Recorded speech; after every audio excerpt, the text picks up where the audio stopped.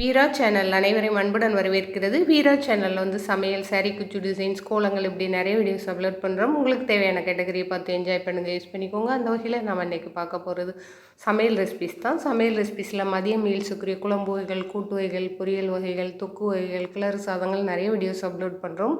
பிகினர்ஸ்க்கு ரொம்ப யூஸ்ஃபுல்லாக இருக்கும். அதனால் மறக்காமல் வீரா சேனலை சப்ஸ்கிரைப் பண்ணிக்கோங்க. இன்றைக்கி சமையல் ரெசிபிஸில் சீமை பழாக்காய் எப்படி சமையல் பண்ணுறதுன்னு தான் பார்க்க போகிறோம். வாங்க வீடியோக்குள்ளே போகலாம். இன்றைக்கி வந்து சீமைச்சக்கை பழாக்காய் மசாலா, பொரியல் ரெண்டும் தான் பார்க்க போகிறோம். இந்த காய் வந்து பழாக்காயில் ஒரு வெரைட்டி. இந்த மாதிரி தான் இருக்கும். இது கறிக்குன்னு உண்டான காய். கேரளாவில் நிறைய கிடைக்கும். கேரளா டிஷ் இது. இதுக்கு முதல்ல இந்த மாதிரி தோல் சீவிட்டு யூஸ் பண்ணலாம். முதல்ல சீமைச்சக்கை மசால் கறி பார்ப்போம். இதுக்கு வந்து தடியாக சீமைச்சக்கையை நறுக்கி வச்சுருக்கிறேன். அப்புறமா இஞ்சி, பூண்டு, வெங்காயம், தக்காளி 2 நல்ல பெரிய சைஸ் தக்காளி, பச்சை மிளகாய் காரத்துக்கு ஏற்ப எடுத்துக்கோங்க, வெங்காயம், கருவேப்பிலை, தேங்காய் 1 கப்பு. முதல்ல இந்த காயை வந்து வேக வச்சு எடுத்துக்கலாம். மஞ்சள் பொடியும், வத்தல் பொடி, உப்பு 3 போட்டு வேக வச்சு எடுத்துருக்கிறேன். இப்படி தண்ணி விட்டு பண்ணாமல் இந்தமாரி நீங்கள் ஸ்டீமில் வேக வச்சும் எடுத்துக்கலாம். உங்களுடைய விருப்பம் தான், எப்படி வேணாலும் நீங்கள் எடுத்துக்கோங்க. முதல்ல இதுக்கு வந்து ஒரு தேங்காய் கூட அரைக்கிறதுக்கு ஒரு மசால் ரெடி பண்ணணும். அதுக்கு வந்து தேங்காய் எண்ணெய் விட்டுக்கோங்க. இது கேரளா டிஷ்னால தேங்காய் எண்ணெயே யூஸ் பண்ணுங்கள், அப்போ தான் நல்லாயிருக்கும். வெங்காயம், இஞ்சி, பூண்டு இதெல்லாம் நல்லா வதக்கிட்டு அது கூடயே தேங்காய் துருவலையும் போட்டு நல்லா வறுத்து எடுத்துக்கோங்க. இது வந்து நல்லா பொன்னிறமாக வறுக்கிற அளவுக்கு வறுத்துக்கோங்க. பாருங்கள், இந்த அளவுக்கு வறுத்து எடுத்துக்கோங்க. இதை நல்லா நைஸாக அரைச்சி எடுத்துக்கோங்க. அப்புறமா தேங்காய் எண்ணெய் வந்து நான் ஒரு 5 ஸ்பூன் விட்டுருக்குறேன். அது கூட கடுகு, பருப்பு, கரம் மசாலா, அப்புறம் வெங்காயம், கருவேப்பிலை, பச்சை மிளகாய் எல்லாம் போட்டு ஒரு வதக்கிட்டு தக்காளியும் போட்டு வதக்கிக்கோங்க. நல்லா வதக்கின அப்புறமா மல்லித்தூள், கரம் மசாலா, வத்தல் பொடி கொஞ்சமாக போட்டுக்கோங்க, ஏன்னா பச்சை மிளகாய் போட்டிருக்கோம். மஞ்சள் பொடியும் கொஞ்சமாக போட்டுக்கோங்க, ஏன்னா நான் அவிக்கும் போதே கொஞ்சம் மஞ்சள் பொடி போட்டிருக்கிறதுனால குறைச்சி போட்டுக்கோங்க. இதெல்லாம் நல்லா வதக்கிட்டு அப்புறமா நாம் அரைச்சி வச்சுருக்கோம்ல தேங்காய் விழுது, அந்த இஞ்சி, பூண்டு, வெங்காயம், தேங்காயெல்லாம் வறுத்து அரைச்சது அதையும் போட்டு நல்லா இந்த மாதிரி கிண்டிக்கோங்க. கிண்டதுக்கப்புறமா தேவையான அளவு தண்ணி விட்டுக்கோங்க. தண்ணி விட்டு நல்லா ஒரு 10 நிமிஷம் கொதிக்கட்டும். நல்லா மசாலா வாடையெல்லாம் போனதுக்கப்புறமா நாம்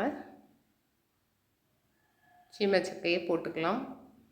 பாருங்கள், இது மசாலா வடை போயிடுச்சு. இந்த ஸ்டேஜில் சீமைச்சக்கையை நான் வந்து பல்ஸ் மோடில் ஒரு திருக்கி போட்டிருக்கிறேன். நீங்கள் குட்டி குட்டி பீஸாக வெட்டி போடுறதுனாலும் போட்டுக்கோங்க, அது உங்களுடைய விருப்பம்தான். இது ஒரு 5 நிமிஷம் கொதிச்சா போதும். இது சாதத்துக்கு மட்டும் இல்லை, இட்லி தோசை கூட எடுத்துக்கலாம். ரொம்ப ரொம்ப ருசியான ஒரு டிஷ். அழகாக சீமைச்சக்கை மசாலா ரெடி ஆகிடுச்சு. அடுத்து நம்ம பொரியல் எப்படி பண்ணுறதுன்னு பார்க்கலாம். இதுக்கு வந்து நான் பெரிய பெரிய துண்டுகளாக வெட்டி ஸ்டீம் பண்ணி எடுத்துருக்கிறேன். நல்லா இந்த மாதிரி வேக வச்சு எடுத்துக்கோங்க. இந்த வேக வச்சு எடுத்த காயை இந்த மாதிரி சின்ன சின்ன துண்டுகளாக நறுக்கி எடுத்துக்கோங்க. அப்புறமா ஒரு சின்ன தக்காளி போதும், பேருக்கு போட்டால் போதும், ஒரு சின்ன தக்காளி போதும். ஒரு கை நல்ல வெங்காயம் எடுத்துக்கோங்க.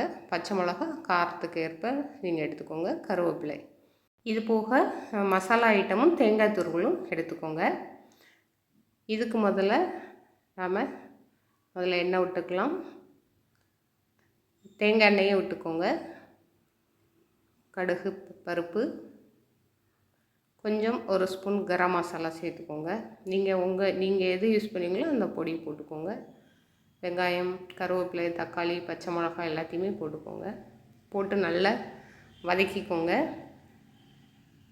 கொஞ்சம் வதங்கினதுக்கப்புறமா வத்தல் பொடி, மஞ்சள் தூள் 2ம் போட்டு கிளறி விட்டுக்கோங்க.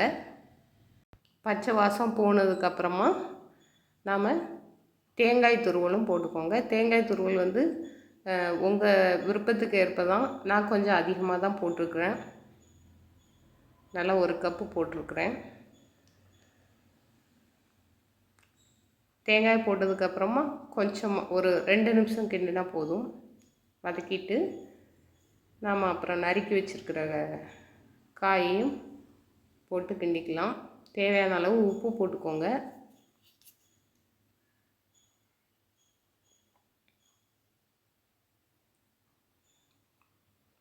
காய் போட்டதுக்கப்புறம் நம்ம ரொம்ப நேரம் வச்சுருக்க தேவை கிடையாது. ஒரு 2 நிமிஷம் நல்லா எல்லாம் சேர்ந்து வர்ற வரைக்கும் வதக்கினா போதுமானது. இந்த சீமைச்சக்கை வேத சாஸ்திரப்படி ரொம்ப சத்துள்ள காய்கறிகளில் முதல் இடத்துல இருக்குது. அப்புறம்தான் பிரண்டை, பாகற்காயெலாம் வரும். அதனால் இதை நீங்கள் எங்கே பார்த்தாலும் வாங்கி சமையலில் சேர்த்துக்கோங்க. ரொம்ப சத்தான சீமைச்சக்கை பொரியல் ரெடி ஆயிடுச்சு. இந்த சீமைச்சக்கை பொரியல் மசாலா ரெண்டுமே உங்களுக்கு ரொம்ப பிடிச்சிருக்குன்னு நம்புகிறேன். இன்னும் நிறைய மதிய மீல்ஸுக்குரிய உணவு வகைகள் வீரா சேனலில் நிறைய ஒளிபரப்பாகும். அதனால் வீரா சேனலை சப்ஸ்கிரைப் பண்ணிக்கோங்க. மறக்காமல் பக்கத்தில் இருக்க பெல் ஐக்கானை கிளிக் பண்ணிக்கோங்க. அப்போ தான் என்னோடய வீடியோஸ் வரும்போது உங்களுக்கு நோட்டிஃபிகேஷன் ஆகும். தேங்க்யூ.